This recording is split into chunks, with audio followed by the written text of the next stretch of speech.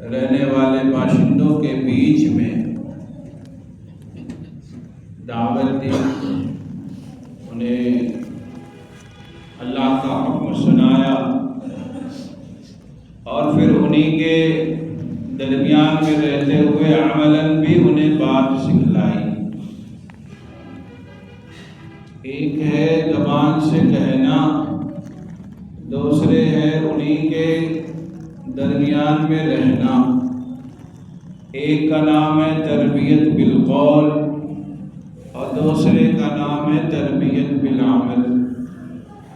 جیسے ابا اگر نمازی ہوتا ہے تو گویا کہ وہ بچوں کی عملاً تربیت کر رہا ہے۔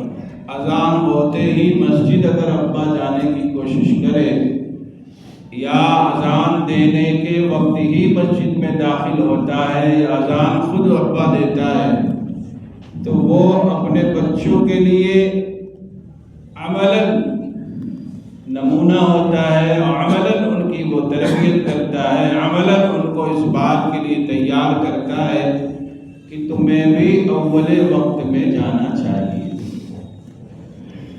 اور ایک تربیت وہ والی ہے جو ہم لوگ کرتے ہیں، مسجد خود تو نہیں جاتے، بچوں سے کہتے ہیں مسجد جاؤ، اذان ہو گئی، قرآن پڑھ لو، تلاوت نہیں کرتے۔ خود رمضان میں قرآن سے ملاقات ہوئی تھی، اب اگلے سال جب رمضان المبارک کا مقدس مہینہ آئے گا تب پھر ملاقات قرآن کریم سے ہوگی، اور ہم اپنے بچوں کو، اپنے ماتحتوں کو، اپنے بیچ میں پلنے والوں کو یہ کہتے ہیں کہ تلاوت کر لو، اور خود گالی دیتے ہیں، بچوں کو کہتے ہیں گالی دینے سے پرہیز کرو، بچوں کے سامنے جھوٹ بولتے ہیں اور خود کہتے ہیں جھوٹ نہ بولا کرو۔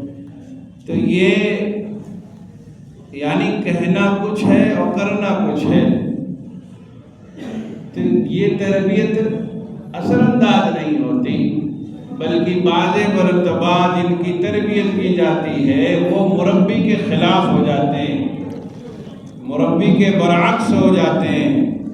مربی ایک دروازے سے داخل ہوتا ہے، وہ دوسرے دروازے سے نکل جاتے ہیں کہ ابھی داخل ہوں گے، بے بات کی بات کریں گے۔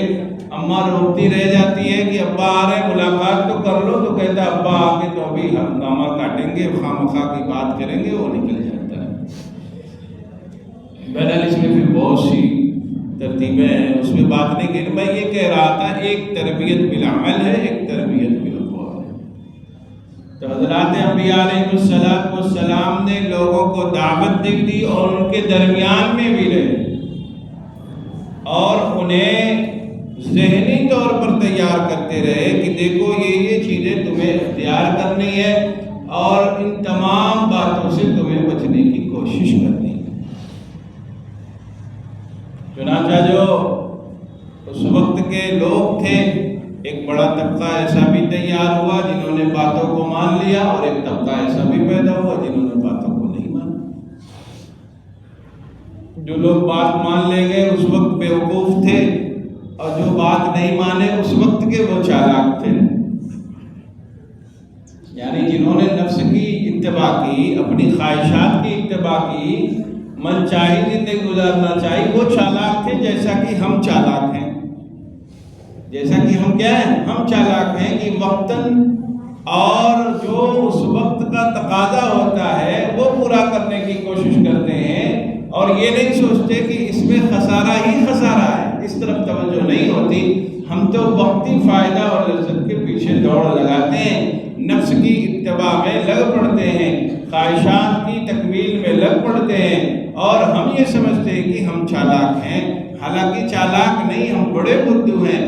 اگر ہم نے اپنے کو سیدھے راستے پر چلایا ہوتا تو صراط مستقیم پر دوڑایا ہوتا اپنے آپ کو، ہم نے یہ بات طے کر لی ہوتی بس ایک ہی راستہ ہے، وہ صراط مستقیم ہے، وہ نیک صالح بندوں کا طریقہ ہے، وہ حضرات انبیاء اور ان کے دیگر بعد کے خادم خدام صحابہ اور جتنے تابعین تابعین مجتہدین کا جو راستہ ہے، اس راستے پہ ہمیں لگنا ہے۔ گرچہ اس وقت کچھ تکلیف ہے تو میرے بھائیوں پھر ہم کامیاب ہوتے، لیکن اس زمانے میں بھی اور اس زمانے میں بھی، اس زمانے میں بھی جو وقتی چالاکی کر رہے تھے وہ اس وقت تو لگ رہا تھا، حالانکہ وہ چالاک تب بھی نہیں تھے، حالانکہ وہ سمجھدار تب بھی نہیں تھے، لیکن اس وقت نفس کی ان کی خواہش جو پوری ہو رہی تھی، اور جب انبیاء نے، حضرات رسول نے اور تمام دیگر جتنے بھی آنے والے لوگ، بعد میں جو ان کے صحابہ اور بعد کے لوگ تھے جنہوں نے تعلیم کی، لوگوں کی تربیت کی، تو ایک طبقہ جو ماننے والا تھا وہ بظاہر کیا تھا؟ خسارے میں تھا، اس لیے کہ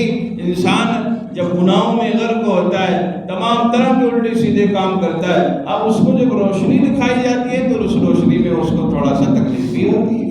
جیسے ایک شخص ہو اور اس کا کاروبار پورا سودی نظام میں جکڑا ہوا ہو، تمام طرح کے اس میں جکڑ کے پڑا ہوا ہے، اب اس کو سیدھا راستہ کوئی دکھلا رہا، یا ایک کوئی فرد ہے جو کاروبار کر رہا، جھوٹ بول کر، سچ بول کر، مال ملا کے، خرد کر کے کام کر رہا، اب اس کو اس وقت اگر چھوڑنا ہوگا تو تکلیف ہوگی نہیں ہوگی؟ تکلیف ہوگی، نقصان ہوگا، ہزاروں ہزار کا نقصان ہو جائے گا۔ آمیزش کر کے، ملاوٹ کر کے بھی بیچے گا اپنے غلے کو تو اس کو فائدہ ہوگا، اگر اس آمیزش اور ملاوٹ کو کم کرے گا تو اس کا نقصان ہوگا۔ تو اس وقت چالاکی تو یہی ہے کہ آمیزش اور ملاوٹ کے ساتھ کاروبار کرتے رہو۔ وقتی چالاکی تو یہی کہتی ہے، لیکن شریعت کیا کہتی ہے؟ کسی بھی قسم کا دھوکہ نہ دو، کسی کو بھی اندھیرے میں نہ رکھو۔ تو حضرات انبیاء علیہ السلام تشریف لے آئے، انہوں نے یہ دعوت دی، لوگوں کو بتلایا کہ دیکھو دھوکہ نہ دو، دھوکہ نہ کھاؤ، اور جو بات کہو اس کو پورا کرو، ترازو تولے میں آگے پیچھے نہ کرو، وزنو بالقسطاس، اللہ نے قرآن میں فرمایا کہ اچھے سے وزن کر کے دو۔ گرچہ ایک کسی عنوان پہ مجھے بات نہیں، کہ میں یہ بتا رہا ہوں کہ جب انسان نفس کے حوالے ہوتا ہے اس وقت وہ چالاک سمجھدار کہلاتا ہے، بہت ہی زیادہ اپنے کو عقل مند سمجھتا ہے، حالانکہ وہ خسارے میں ہوتا ہے۔ حالانکہ کیا ہوتا ہے؟ خسارے میں ہوتا ہے۔ ایک شخص ایسا ہے جو ایسا کام کر رہا جس کو شریعت منع کرتی ہے،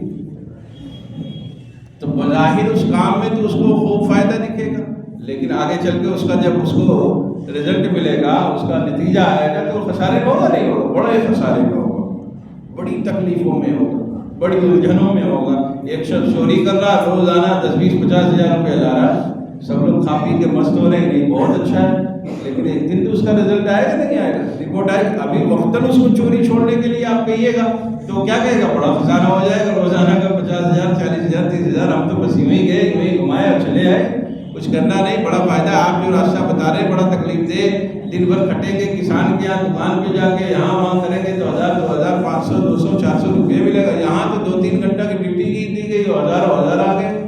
تو اس لیے ایسی بات نہ سمجھائیے، میرا دل گھبراتا ہے۔ کیا کہے گا؟ دل گھبراتا ہے، ایسی بات نہ سمجھاؤ۔ لیکن اسے یہ معلوم نہیں ہے کہ اس کے اوپر وہ وقت آنے والا ہے جس میں اس کا دل گھبرائے گا نہیں، دل بیٹھ ہی جائے گا۔ وقت وہ تو آئے گا جب کسی چیز کا ارتکاب کیا گیا تو اس چیز کا جو بھی رزلٹ ہے وہ اس کو آنا ہی آنا ہے۔ آپ نے اگر کسی چیز کا جو ہے پودا لگایا ہے تو اس کا آج نہیں تو کل، کل نہیں تو 2 دن بعد، ہفتہ 10 دن بعد اس کا پھل آپ کو ملنے والا ہے۔ بہرحال تو میں آپ کو یہ بات بتا رہا تھا، جیسے ہم چالاک آ جائیں، اس وقت بھی جب حضرات انبیاء علیہ السلام آئے، انہوں نے لوگوں کو دعوت دی، زبان سے باتیں کہی، ان کے درمیان میں رہے۔ اللہ نے رسول اللہ صلی اللہ علیہ وسلم کو فرمایا کہ قرآن میں وَاصْبِرْ نَفْسَكَ مَعَ الَّذِينَ يَدْعُونَ رَبَّهُمْ بِالْغَدَاةِ وَالْعَشِيِّ يُرِيدُونَ وَجْهَهُ۔ اے ہمارے نبی صلی اللہ علیہ وسلم، آپ ان کے درمیان میں رہیے، صبر کرنا ہو تو صبر کیجئے، اس لیے کہ جو لوگ آئیں گے وہ تو سوال کرنے کا ڈھنگ بھی نہیں جانتے، آپ کا وہ مقام بھی نہیں پہچانتے، اس لیے دیہاتی بھی آئیں گے، سمجھدار بھی آئیں گے۔ وَاصْبِرْ، آپ رہیے ان کے درمیان میں، آپ صبر کیجئے، آپ میری یاد بھی لگتے ہیں، مجھے یاد کرتے ہیں، وہ وقت جو چھوڑنا پڑ رہا ہے آپ کو، جو قلبی رنج اور تکلیف مل رہی ہے، اے نبی صلی اللہ علیہ وسلم آپ اس پہ صبر کیجئے۔ وَاصْبِرْ، آپ صبر کیجئے اور ان کے درمیان میں رہیے جو ہمارا نام آپ سے سیکھنا چاہتے ہیں، جو ہماری محبت آپ سے لینا چاہتے ہیں، جو ہمارا تعلق آپ سے مضبوط کرنا چاہتے ہیں۔ وَاصْبِرْ نَفْسَكَ مَعَ الَّذِينَ يَدْعُونَ رَبَّهُمْ بِالْغَدَاةِ وَالْعَشِيِّ يُرِيدُونَ وَجْهَهُ، اے اللہ کے نبی آپ ان کے درمیان میں رہیے، جو ہماری وہ یریدون وجہہ، جو اللہ کو چاہتے ہیں، جو اللہ کی محبت کو حاصل کرنا چاہتے ہیں، رسول اللہ صلی اللہ علیہ وسلم لوگوں کے درمیان میں رہے، ان کی تربیت کرتے رہے، ان کو سمجھاتے رہے، ان کے درمیان میں رہ کر انہیں صراط مستقیم کی طرف چلنے کی بار بار تنبیہ کرتے رہے تو وہ طبقہ کھڑا ہوا جنہوں نے بات سمجھ لی، اور وہ اس وقت حالانکہ سب مل کے کہہ رہے تم صحیح نہیں ہو، لیکن انہوں نے کچھ کہا، وہ اپنے راستے پر چلتے اپنے راستے پر چلتے رہے۔ انہوں نے کہا کہ یہ ساحر لوگ ہیں، یہ کاہن لوگ ہیں، یہ شاعر لوگ ہیں، کیسی کیسی باتیں قرآن میں ارشاد کروائے تھے، انہوں نے ایسے الزامات لگائے۔ رسول اللہ کیا ہے؟ یہ ساحر ہے، یہ کاہن ہے، ایسی بات بولتے ہیں لوگوں کے دل میں بیٹھ جاتی ہے، لوگوں پر جادو ہو جاتا ہے، ان کی بات نہ سنو، ان کے درمیان مت جاؤ، ان کے قریب نہ بیٹھو، لا تسمعوا لہذا القرآن، قرآن نہ سنو جب یہ پڑھ کے سنایا کریں، ان کے پاس نہ جاؤ ورنہ تم بہک جاؤ گے، تم پھسل جاؤ گے، تم بدعت جاؤ گے، اپنے راستے سے بھٹک جاؤ گے، اس لیے نبی کے پاس نہ جاؤ صلی اللہ علیہ وسلم، آپ کے درمیان میں نہ بیٹھو، اس لیے کہ تم اپنے راستے سے ہٹ جاؤ گے۔ سمجھانے والوں نے خوب سمجھایا، لیکن جن لوگوں نے باتوں کو سمجھ لیا تھا، انہوں نے دنیا کی، شہرت کی، عزت کی، کسی چیز کی قدر کی، کسی چیز کا خیال کیا نہیں، سب چھوڑ کر رسول اللہ صلی اللہ علیہ وسلم کے پیچھے چلے۔ اللہ نے پھر دیا، اس لیے کہ اللہ کے نام پہ جو چیز لگے گی وہ تو واپس نہ ملے گی، اس دنیا میں بھی ملے گی۔ آپ یہ نہ سمجھیں جنت ہی میں جا کے ملے گی، نہیں، اس دنیا میں بھی ملے گی۔ اگر اللہ کے نام پر آپ کہیں جھک گئے، آپ کہیں دب گئے، آپ کہیں بے عزت اگر آپ کو لگ رہا ہے، اگر آپ کو یہ لگ رہا ہے کہ آپ نہیں بولنے میں ہماری بے عزتی بھی ہو سکتی، اگر آپ نے اس چیز کو سہ لیا تو اللہ تعالیٰ آپ کی عزت میں اضافہ فرمائے۔ آپ نے اگر اپنے کو دبا لیا تو کل اللہ تعالیٰ تو آپ کو کیا ہے؟ رفعت اور بلندی عطا فرمائے۔ آپ جھکیے تو صحیح۔ تو صحابہ نے جو باقاعدہ خدمت کی، کیا کی؟ باقاعدہ نیت کر کے تمام چیزوں کو چھوڑ دیا، اللہ تعالیٰ نے انہیں سب چیزیں واپس فرمائی، نہیں فرمائی۔ حضرت عمر کہتے ہیں مجھے خیال بھی نہیں تھا کہ میں کبھی بادشاہ اور وزیر اور امیر المومنین بنوں گا، میں کبھی ہو ہی نہیں سکتا تھا، لیکن اللہ نے کیا ہے؟ بڑا کام کیا، اپنا گھر چھوڑ کے گئے تھے، مکہ سے مدینے چلے گئے رسول اللہ کی محبت میں۔ حضرت ابوبکر فرماتے ہیں کبھی میرے وہم و گمان میں بھی نہیں تھا کہ رسول اللہ صلی اللہ علیہ وسلم کے بعد لوگ مجھ کو بیٹھائیں گے۔ اپنا گھر کے چھوڑ کے گئے تھے، اپنے گھر میں جھاڑو لگا کے رسول اللہ کو دے کے گئے تھے، گھر میں جھاڑو لگا کے سب چیز پیش کی تھی۔ آج ہم تو 2 منٹ کے لیے جھکنا نہیں چاہتے۔ حضرت ابوبکر نے خود کو پیش کیا، اپنے گھر کا ہر سامان پیش کر دیا، حتیٰ کہ جھاڑو لگا کے جس سے جو چیز تھی، کانٹا جو لگاتے تھے بٹن، وہ بھی اللہ کی راہ میں دے دیے تھے رسول اللہ نے، کچھ بھی نہیں چھوڑا۔ اور انہیں کے ساتھ چلے گئے، مکہ سے مدینے چلے گئے۔ مکے آپ حضرت ابوبکر کی زندگی پڑھیے گا، آپ دیکھیے گا، بہت بڑے کاروباری تھے۔ حضرت بلال کے جب خریدنے کی بات تھی تو باقاعدہ شرط لگائی کفار نے، آپ کا وہ جو یہودی چارٹرڈ اکاؤنٹنٹ ہے جو آپ کا کاروبار دیکھتا ہے وہ بھی ہم کو چاہیے۔ حضرت ابوبکر نے اس کو بھی حوالے کر دیا، فرمایا حضرت بلال کو دو چھٹی دو، لے آئے رسول اللہ صلی اللہ علیہ وسلم کے پاس اور پیش فرمایا۔ کیا کیا تھا؟ سب چیز نہ قربان کی تھی، اللہ تعالیٰ نے سب چیز واپس کی، سب چیز کیا کر دی؟ سب واپس ملا بھائی۔ اس لیے ہم لوگ جو اپنے نفس کی خواہشات کی اتباع میں لگتے ہیں، من چاہے زندگی گزارنا چاہتے ہیں، ہم یہ چاہتے ہیں کہ نہیں مال انبار ہو جائے، مالوں کی خوب بھیڑ لگ جائے، فلاں نعمتوں کے ہجوم ہو جائے، اللہ ناراض ہو رہا ہے، رسول اللہ صلی اللہ علیہ وسلم ناراض ہو رہے ہیں، ان کے ناراض کرنے والے اعمال ہو رہے ہیں، ان کی جیسی تعلیمات پر عمل نہیں ہو رہا ہے۔ اب بتاؤ بھائی، اس سے بڑے خسارے کی کیا بات ہو سکتی ہے؟ اس میں کوئی آرام ملے گا آپ کو؟ کسی قسم کا سکون ملے گا آپ کو؟ جو چیز اللہ اور اس کے رسول صلی اللہ علیہ وسلم کو ناراض کر کے لائی جائے گی، وہ چیز خوشی دے گی؟ بظاہر نعمتوں کا ہجوم ہو، بظاہر تمام طرح کے گھر میں اسباب مہیا ہوں، لیکن سکون ملے گا؟ نہیں مل سکتا ہے۔ لائیے ہم آپ کو لکھ کر دے دیں، آپ نوٹ کر کے رکھ لیجئے۔ اگر کوئی یہ چاہے کہ اللہ اور اس کے رسول کو ناراض کر کے، صراط مستقیم سے ہٹ کر کے وہ زندگی گزارے گا، وہ بڑی شاندار اس کی گزرے گی، بالکل نہیں گزر سکتی۔ وقتی ہو سکتا ہے 10-20 دن کی چھوٹ مل جائے۔ وَأُمْلِي لَهُمْ، اللہ تعالیٰ فرماتے ہیں ہم چھوٹ دیتے ہیں، وَأُمْلِي لَهُمْ، ہم چھوٹ دیتے ہیں، إِنَّ كَيْدِي مَتِينٌ، اللہ کی پکڑ بڑی سخت ہے، چھوٹتا نہیں جو اس کی پکڑ میں آتا ہے۔ ہاں وقتی ہو سکتا ہے تو 4-10 دن آپ کو لگے کہ بڑی نعمتوں میں وہ ہے، لیکن جس نے بھی یہ کام کیا، اللہ کی ناراضگی مول لی اور نفس کے حوالے رہا، میرے بھائی کبھی پھل پھول نہیں سکتا، اس کے بچے باغی ہوتے ہیں، ان کے گھر کے لوگ اس کے خلاف ہو جاتے ہیں، ان کے محلے کے لوگ اس کے خلاف ہو جاتے ہیں۔ اللہ تعالیٰ کے نام پر جو لوگوں کی خوشیوں کے لیے اللہ کو ناراض کیا تھا، اللہ کے نام کو جو چھوڑا تھا، شریعت کو جو چھوڑا تھا، وہ سب چیزیں اس کے خلاف کھڑی ہوتی جن کی خوشی کے لیے۔ یہ آپ کہیں بھی اٹھا کے دیکھ لیجیے۔ اس لیے ہمیں کیا کام کرنا ہے؟ ہمیں صراط مستقیم پر چلنے کی کوشش کرنا ہے۔ اور حضرات انبیاء علیہ السلام نے جو کام کیا کہ لوگوں کو دین کی دعوت بھی دی، لوگوں کے درمیان میں بھی رہے، ان سے دین بھی سیکھتے رہے، لوگ ان کے درمیان میں رہتے رہے، وہ کام ہم کو کرنے کی ضرورت ہے۔ ہم اپنے علماء سے جڑے، ہم اپنے نیک صالح بندوں جو ہمارے محلے میں علاقے میں رہتے ہوں ان سے تعلق رکھیں، ان سے دین سیکھیں، اپنے نفس کے حوالے نہ ہوں، خواہشات کی اتباع میں نہ لگے، من چاہے زندگی گزارنے کی جو فکر چڑھی ہوئی ہے اسے اگر چھوڑ دیں میرے بھائیوں، یہ اگرچہ کم چیزیں ہوں گی لیکن وہ انسان سکون میں ہو۔ اگرچہ کم چیزیں ہوں گی، کیا ہوگا؟ وہ سکون میں ہو، بچے اس کے وفادار ہوں گے، بچے اس کے وفا شعار ہوں گے، بچے اس کے خدمت گزار ہوں گے، بچے اپنے ابا کے نام پر جھکتے ہوئے دکھائی پڑیں گے۔ دینداری ہم نے کیا چھوڑ دی، ہمارا پورا نظام معطل ہو کے رہ گیا۔ دینداری ہی سے یہ سب چیزیں آئیں۔ آج سب لوگ جو ہے یورپین کلچر اٹھائے پھر رہے۔ جو چیز لا رہے ہیں اس کی بود و باش تو بھی آئے گی نہیں آئے گی؟ بالکل آئے گی۔ میں یہ بات کہتا رہتا ہوں کہ جن کے پیچھے دوڑ رہے ہو ان کے یہاں ابا کی جگہ نہیں ہے، ان کے یہاں بڈھوں کی گھر میں جگہ نہیں ہے، ان کے یہاں اولڈ ہاؤس کا قیام ہے۔ ابا اما بوڑھے ہوتے ہیں، اولڈ ہاؤس میں لے جا کے ڈال دیا جاتا ہے، مہینے کے ان کا 500 1000 روپے 2000 روپے جو ہوتا ہے لے جا کے وہاں بچے جمع کر دیتے ہیں اور خوش ہوتے ہیں کہ میں نے اپنے ابا کو وہاں رکھا ہے، ان کی وہاں پہ خدمت ہوتی ہے۔ آپ جس زندگی کے پیچھے بھاگ رہے ہیں، جن کو آپ اپنا آئیڈیل سمجھتے ہوئے بچوں کو بھی دکھا رہے ہیں بیٹا یہ والا راستہ ٹھیک ہے، وہ راستہ ٹھیک نہیں ہے،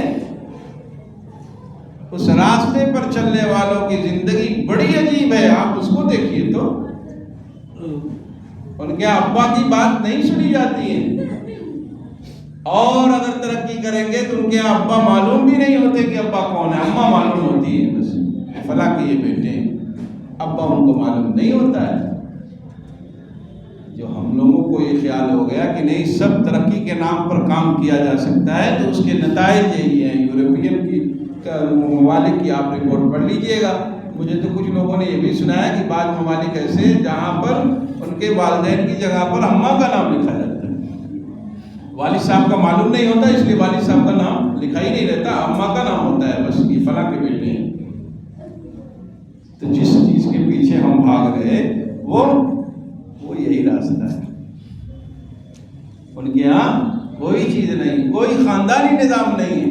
اب جب رشتہ ہی نہیں باندھ رہا تو کہاں سے خاندانی نظام ہوگا؟ نہ کوئی چچا ملے گا، نہ جب ابا ہی نہیں ہے تو چچا اور پھوپھا کہاں سے ملے گا؟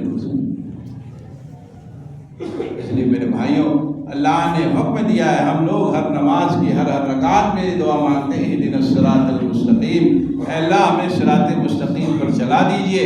تو صراط مستقیم کون سا راستہ ہے؟ یہ راستہ اللہ کے نیک صالح بندوں کا راستہ ہے، یہ حضرات انبیاء علیہ السلام کا راستہ ہے۔ فرماتے ہیں اولئک الذین انعم اللہ علیہم من النبیین والصدیقین والشہداء والصالحین، کہ دیکھو یہ لوگ ہیں اللہ کے نیک صالح بندے، ان کے طریقے پر چلتے رہو گے تو تم بھی صراط مستقیم پر چلتے رہو گے، ان کے پیچھے چلتے رہو گے تو تم بھی صحیح راستے پر لگے رہو گے، اور تمہیں اس دنیا میں بھی اللہ تعالیٰ خوب نعمتوں سے نوازیں گے، اور کل آخرت میں بھی اس کے خوب اچھے بدلے ملیں گے۔ اس لیے ہر چیز میں قرآن کا حکم معلوم کیا جائے، شادی بیاہ میں قرآن کا حکم معلوم کیا جائے، بچوں اور بچیوں میں وراثت تقسیم کرنے میں قرآن کا حکم معلوم کیا جائے۔ آج لوگ قرآن کے حکم کے مطابق وراثت تقسیم نہیں کرتے، اپنی بیٹیوں کا حصہ نہیں دیتے، اپنے جو اللہ کا حکم یوصیکم اللہ فی اولادکم کا وہ حکم توڑ دیتے ہیں، جان بوجھ کر چھوڑ دیتے ہیں۔ ایسے لوگوں کی بڑی سخت گرفت ہوگی، بڑی سخت پکڑ ہوگی۔ تو آپ وراثت تقسیم کرنے بیٹھیں، قرآن سے معلوم کریں۔ آپ شادی کرنا چاہ رہے ہیں، حدیث سے معلوم کریں کہ رسول اللہ صلی اللہ علیہ وسلم نے کیسے شادی کی ہے، آپ کو غمی کا کوئی موقع میں آیا ہے تو دیکھیے کہ رسول اللہ صلی اللہ علیہ وسلم نے ایسے موقع پر کیا کیا عمل فرمایا ہے۔ آپ اپنے محلے میں رہتے ہیں، اپنے بچوں کے درمیان میں رہتے ہیں، اپنے اہل خانہ کے درمیان میں رہتے ہیں، آپ پڑھیے کہ رسول اللہ صلی اللہ علیہ وسلم نے گھر میں کیسے زندگی بسر کی، آپ صلی اللہ علیہ وسلم نے لوگوں کے ساتھ کیسے معاملات کیے۔ آپ ان چیزوں کو پڑھیے، ان چیزوں کو معلوم کیجئے۔ اگر پڑھ نہیں سکتے، معلوم نہیں کر سکتے، تو جو بندے ایسے ہیں جو ان چیزوں پر عمل کرنے کی کوشش کرتے ہیں، میں نے کوشش لفظ بولا ہے، ورنہ آپ عینک لگائیے گا اور کہیے گا کوئی دکھ ہی نہیں رہا، کیا کہیے گا؟ ایسے تو کوئی لوگ ہی نہیں دکھ رہے ہیں، مولوی صاحب آپ تو بتا کے چلے گئے، ہم تو پڑھ پائیں گے نہیں لیکن ہم کو دکھتا بھی تو نہیں۔ جو لوگ کوشش کرتے ہوئے دکھ رہے ہیں وہ بھی غنیمت ہے، وہ کیا ہے؟ وہ بھی غنیمت ہے۔ ان کو آپ پکڑ لیجیے، ان سے دوستی کر لیجیے، ان سے تعلقات رکھیے، ان سے دعا سلام رکھیے۔ 100% تو پرفیکٹ کوئی ملے گا نہ بھائی، کہیں پہ ملے گا نہیں۔ آپ کہیں گے کہ نہیں ہم چاروں طرف سے پورا اسکرین کر کے تب دیکھ کے چلیں گے، تو ایسا تو پھر ملے گا نہیں آپ کو۔ انسان کیا ہے؟ غلطیوں کا پتلا ہے اور کچھ نہ کچھ کرتا ہی رہے گا۔ آپ کو ہم کو کیا دیکھنا ہے؟ جو کوشش میں لگے ہیں کہ ہم شرعی احکامات پر عمل کر لے جائیں، ایسے لوگوں سے دوستی رکھنی، ایسے لوگوں سے دوستی رکھنی ہے، ایسے لوگوں سے دعا سلام رکھنا ہے، ایسے لوگوں سے تعلق رکھنا ہے۔ اب آپ ایسے ماحول میں اس ماحول کا بالکل نہ ملنا اس سے ہزاروں گنا اچھا ہے وہ ماحول تھوڑا تھوڑا کا مل جانا۔ تھوڑا بہت بھی اگر مل گئے تب بھی کیا ہے؟ ہزاروں گنا اس سے اچھا ہے۔ اس لیے ایسے لوگوں سے رابطہ پیدا کریں، ورنہ اگر ہم نے ان چیزوں میں غفلت کی، اگر ہم نے ان چیزوں کو چھوڑا تو آپ یہ بات سمجھ لیجئے کہ اس سے بڑا خسارہ اپنے لیے اور اپنی نسلوں کے لیے اور کوئی نہیں کر سکتے۔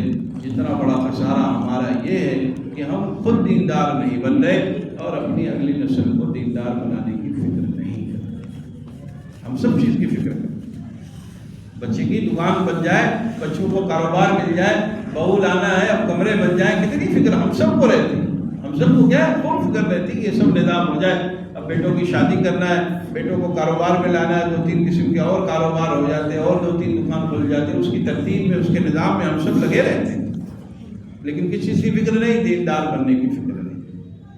یہ کبھی نہیں خیال آتا مہینہ 2 مہینہ میں کہ نہیں لاؤ بچوں کو تھوڑا بیٹھا کے کچھ سمجھا دیا جائے، بچوں کو نماز کے لیے لے کر ہم ساتھ میں جائیں، بچوں کو قرآن پڑھنے کے لیے بار بار کہتے رہیں، انہیں محبت سے سمجھاتے رہیں، انہیں پیار سے سمجھاتے رہیں، اپنے بچے کو سینے سے لگا کر سمجھائیں، بیٹا نمازی بن جائے، بیٹا نماز پڑھنے والا بن جائے، بیٹوں کو پیار سے محبت سے بیٹھا کر کہیں بیٹا تلاوت کر لیا کر، بیٹے کو صبح فجر میں خوب پیار سے اٹھائیں، اس کے پیروں کو دبائیں کہ بیٹا اٹھ جاؤ، حی علی الصلاۃ کی ندا آ رہی ہے، بیٹے اٹھ جاؤ، الصلاۃ خیر من النوم کی ندا آ رہی ہے، بیٹے اٹھ جاؤ، اللہ کی طرف سے بلاوا آ رہا ہے، اس کا ہاتھ دبائیے، اس کا پیر دبائیے، پیار سے اٹھائیے، بیٹے اٹھ جاؤ، چلو آؤ ساتھ میں چلتے ہیں، آؤ چلو نماز پڑھ کے آتے ہیں، بچے کو سمجھائیں۔ اس کی فکر ہمیں بالکل نہیں ہو پاتی۔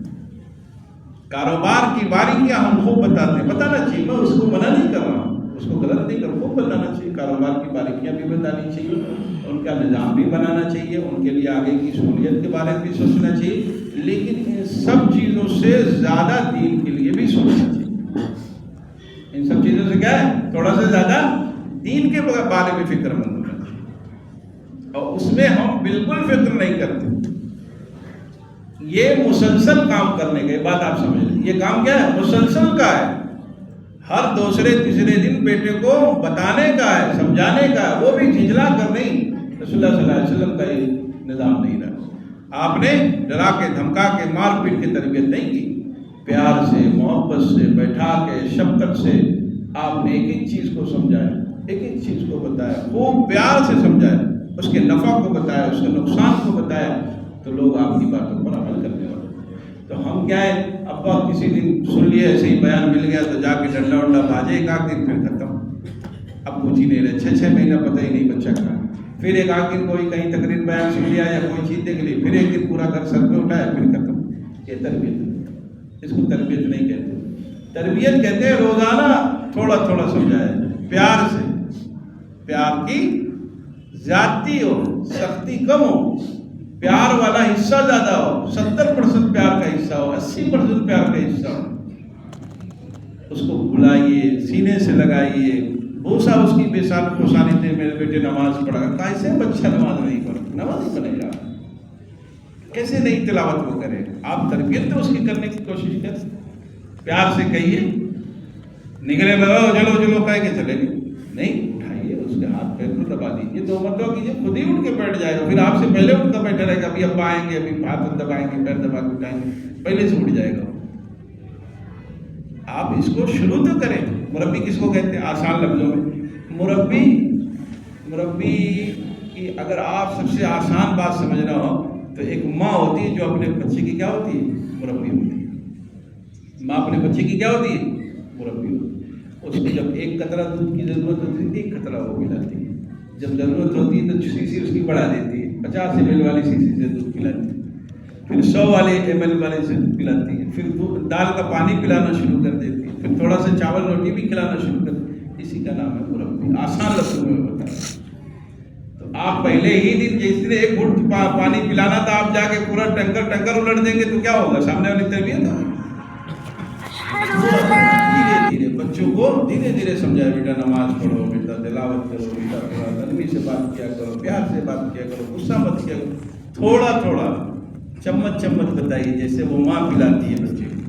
ایک دن اس کا بیٹا دوڑنے لگتا ہے، اولمپک میڈل جیت کے آتا ہے، لیکن پہلے دن ماں کیا کہتی ہے؟ بیٹا کھڑے ہو جاؤ، بابا ماں کہتے تھوڑا تھوڑا چلا دیتے، گرتا پھر اٹھا دیتے، چوٹی مر گئی اور یہ مر گیا، بیٹا شاباش، ہاں اٹھ جاؤ۔ اس کی تربیت کہاں جاتی ہے؟ ایک دن وہ اولمپک میں دوڑتا ہوا دکھتا ہے۔ ایسے ہی باپ کو اپنے بچوں کی تربیت کی ضرورت ہے، ان کو دین کی، نماز کی، تلاوت کی، نیک صالح بندوں سے دوستی اور تعلق رکھنے کی، ان سے محبت کرنے کی، رسول اللہ صلی اللہ علیہ وسلم کی ایک سنتوں پر اہتمام کرنے کی، تھوڑا برائے نام 2 دن 3 دن بعد تھوڑا سا، پھر 2-3 دن بعد پھر تھوڑا سا، دوستانہ ماحول میں بچوں کی تربیت آپ دیکھیے، انشاءاللہ آپ کا گھر نور ہوگا، آپ کے گھر میں برکت ہوگی۔ بہت چھوٹی سی بات ہے، جس گھر میں دیندار لوگ ہوں گے، نماز تلاوت کرنے والے افراد ہوں گے، اس گھر میں برکت نہیں ہوگی، اس گھر میں برکت ہوگی۔ اللہ کا کلام جہاں ہوگا، اللہ کی تسبیح جہاں بیان کی جائے گی، اللہ کی تحمید جہاں بیان کی جائے گی، رسول اللہ صلی اللہ علیہ وسلم کی سنتوں کو جس گھر میں زندہ کیا جائے گا، وہ گھر کبھی ویران ہو سکتا ہے، وہ شخص کبھی پریشانیوں میں ہو سکتا ہے، وہ شخص کبھی تنہائیوں میں اور اندھیروں پن میں اور وہ خسارے میں رہے گا نہیں، خسارے میں بھی رہے گا تب بھی مطمئن رہے گا۔ یعنی اس کو وہ دل عطا فرمائیں گے، وہ طبیعت اس کی بن جائے گی، اس کو کوئی خسارہ نہیں لگتا، کوئی مزہ نہیں، کوئی تکلیف نہیں، سب اس کو اچھا لگنے لگتا جب اللہ سے تعلق کو مضبوط ہوتا ہے۔ بہرحال یہ مختصر سی بات تھی، آپ حضرات ان باتوں پر عمل کرنے کی کوشش کریں۔ ایک دن میں گھر سدھرتا نہیں، تھوڑا وقت لگتا ہے، بس ایک چیز ہے، صراط مستقیم پر چلنے کی کوشش کی جائے۔ نفس کے حوالے جو ہم اپنے ہو جاتے ہیں، کپڑا سلانا ہوا تب بھی نفس کے حوالے ہو گئے، بال بنانا ہوا تب بھی نفس کے حوالے نہیں، بال بنانا ہوا تو معلوم کریں کہ اللہ کے رسول صلی اللہ علیہ وسلم نے کیسا بال بنایا اور کیسا پسند فرماتے تھے۔ کپڑا سلانا ہوا تو کپڑا کیسا آپ صلی اللہ علیہ وسلم نے پہنا یا کیسا پسند فرماتے تھے۔ ہمیں ہر چیز میں یہ چیز معلوم کرنی ہے، ایک دن میں نہیں، دھیرے دھیرے آپ کریے گا تو آپ پھر ان چیزوں میں عمل کرنے والے بن جائیے گا۔ طبیعت کا کیا ہے؟ طبیعت جس چیز پر لگا دی جاتی ہے ویسے ہی بن جاتی ہے۔ طبیعت کا کیا ہے؟ مزاج کا کیا ہے؟ جس راستے پہ آپ چلا دیجیے گا آپ ویسے ہی بن جائیے گا۔ ہم میں سے ایک شخص اٹھا، وہ جو ہے ڈاکٹر بننا چاہ رہا تھا، اس کا مزاج ڈاکٹروں جیسا بن گیا۔ ایک شخص اٹھا، وہ کسان بننا چاہ رہا تھا، کسانوں والا اس کا مزاج ہو گیا۔ یعنی جس راستے پہ آپ چلیے گا ویسے ہی آپ کی طبیعت ڈل جائے گی۔ آپ کو چلانا صحیح طریقے سے، اور چلانا کیا؟ صراط مستقیم پر دوڑ لگانی۔ اللہ تعالیٰ ان باتوں پر ہم سب کو عمل کرنے کی توفیق مرحمت فرمائے، اور ہم سب کو اپنے نیک صالح بندوں کی صحبت میں، ان سے تعلق رکھنے میں، اور ان کے ارد گرد اپنے آپ کو لے جانے میں، اور اچھے جو بندے ہیں ان کے اچھے اعمال کرنے کی اللہ تعالیٰ ہم سب کو کیا ہے؟ توفیق عنایت فرمائے، اور ہمیں اپنے بچوں کی، اپنی نسلوں کی، اپنے بچوں کی اور آئندہ آنے والی نسلوں کی دیندار بنانے کی بھی فکر عنایت فرمائے۔ وآخر دعوانا الحمد للہ۔